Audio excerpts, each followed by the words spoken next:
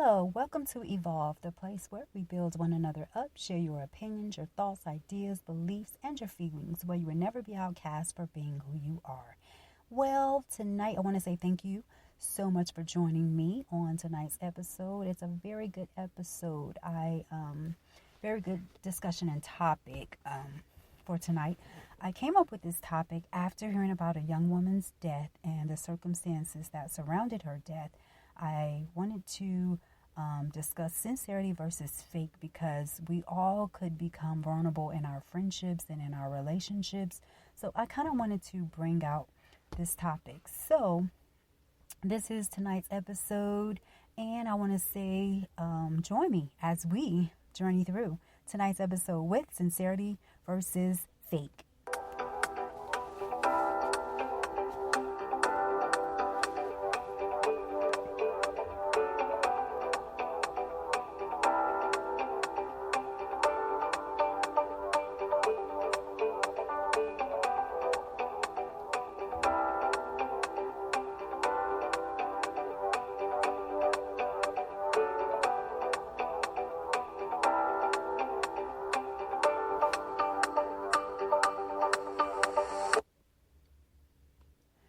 Well, like I said, tonight's episode is sincerity versus fake.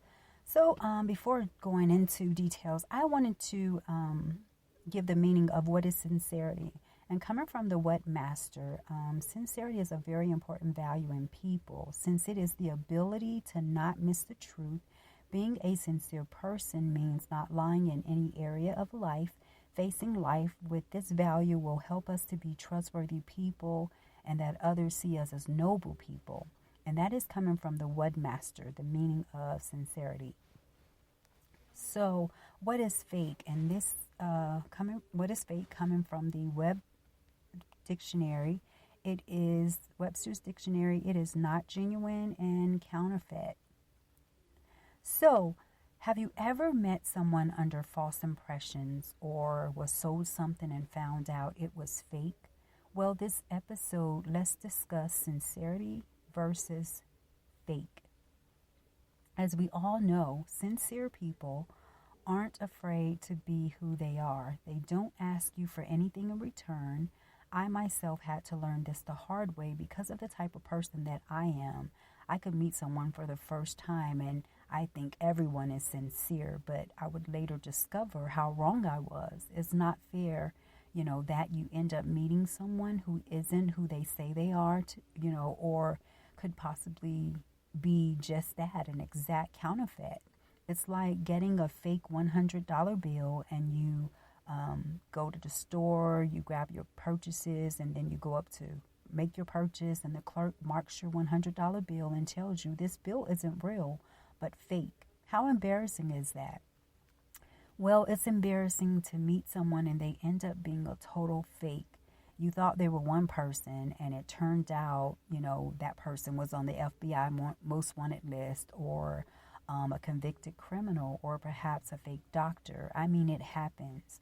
I was once employed in telemarketing. I was an appointment setter at that time, and I had to call up businesses, and I said what was on the script. And if I made the appointment, an agent would go out and finish setting the customer up for services. I remember, after doing that on this particular time, I remember I got a call the next morning from the agent who went out. He was upset because here I was saying what was on the script, because he asked me, "What are you saying?" So I told him what I was saying on the script, and I found out it wasn't exactly like that. So I became very upset because this was something I was very passionate about and loved the job. From what I knew, I wasn't being deceived because the boss confirmed it was all true. Well, it wasn't all true. There was some truth on the script, but then there was some deceitfulness on it as well. So guess what? I was deceived. I was very upset, and I had to go and apologize to him, because I didn't know it wasn't true. So that experience alone taught me about fakeness, right in places we don't realize, and that's in the workplace. Some, not all. If you know of it, that's one thing, but if you don't, that's another. So that whole situation made me feel like those appointments, I was deceiving so many customers because that script wasn't the facts. I know some may say, well, it's a job, it pays. Well, being dishonest also pays. It pays you to lose credibility in who you are as a character, in your character, and it says you don't care. You do anything to make money, even if it's being dishonest to hardworking people who are trusting your company to provide what you said you could and would do. When you do that, you lose all credibility, not just in your company, but that of who you are as a person. It brings on hurt feelings because you put your trust in the people and the companies they work for. What disappointment is that?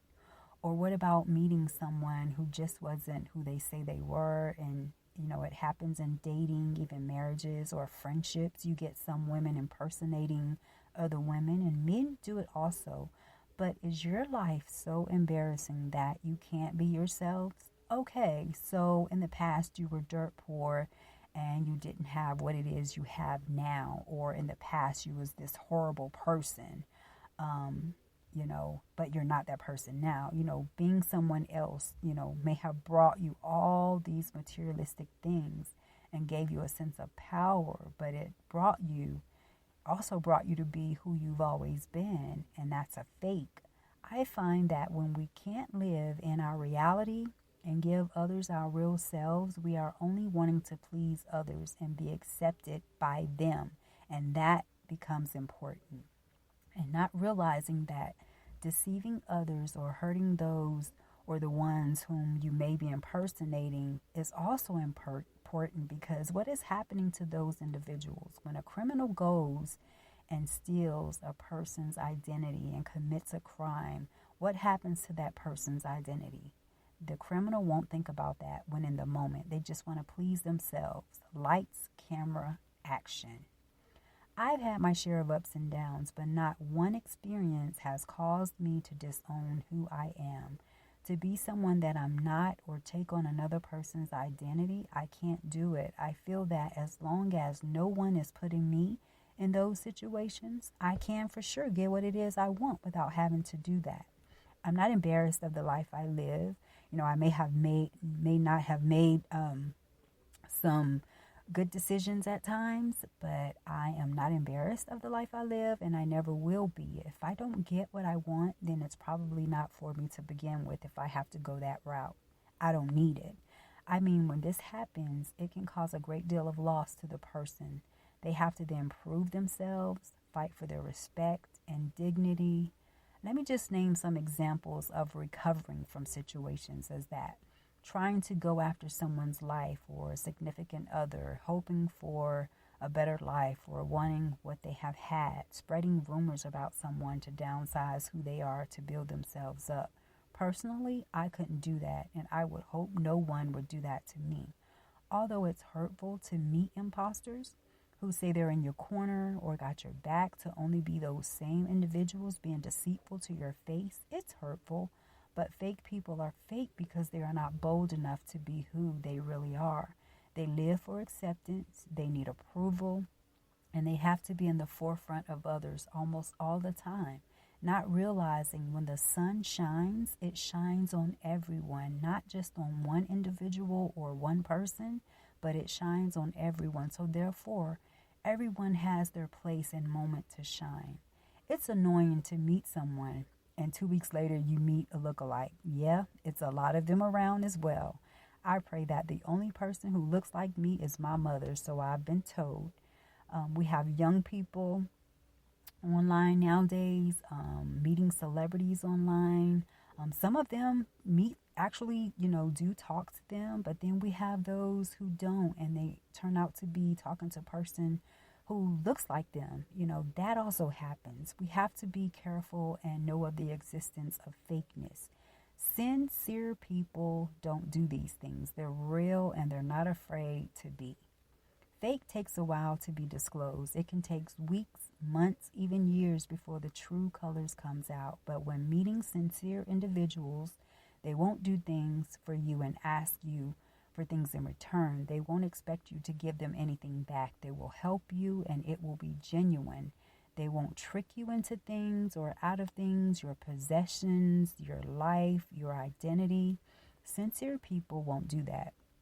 Sincere people follow through on their plans and schedules you have made with them. They won't cancel constantly or change constantly. Fakeness is always, a reason. There's always a reason why they change up on you and the schedules you have with them. If you can't be who you are around them and it makes them uncomfortable being you, then they're not genuinely in your corner. Sincere people won't just cancel. They'll tell you what it is and why they're canceling.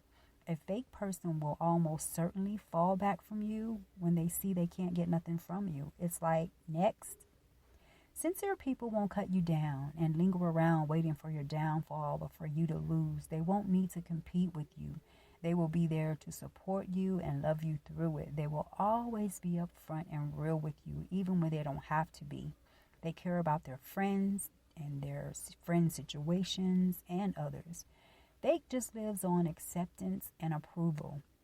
They follow what is in the spotlight. They follow the crowd and what everyone else is doing. But sincerity doesn't mind standing alone as long as it is in the right of what they're doing. They don't mind standing alone. Who wants to be bombarded with lies, gossip, and even rumors or jealousy? It's all in fake. Being fake does more harm than just being someone they're not. It does damage. Fake doesn't care about the damage it does or has done. It creates situations after situations. It just keeps going, not caring what the individual goes through or has gone through. So this is important to stay in the loop about, especially in this generation. These words of wisdom you can take heed to. So this will bring tonight's episode to a close, and I'd like to say thank you so much for listening in. It is so appreciated. I do thank you. This is Tia Londa. If you've enjoyed this podcast and would like to suggest a topic or you'd like to be a guest, why not send an email to evolvetopics@gmail.com. Before I end tonight's episode, I want to say, to young people, we need you. We need a generation of positivity.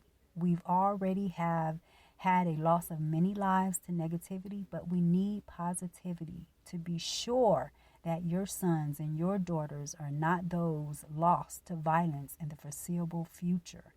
Think before you react, and when you do react in a positive way without the loss of lives. So, until the next time on Evolved and we greet again, why not you have a good night and enjoy your evening. See you next time on Evolved.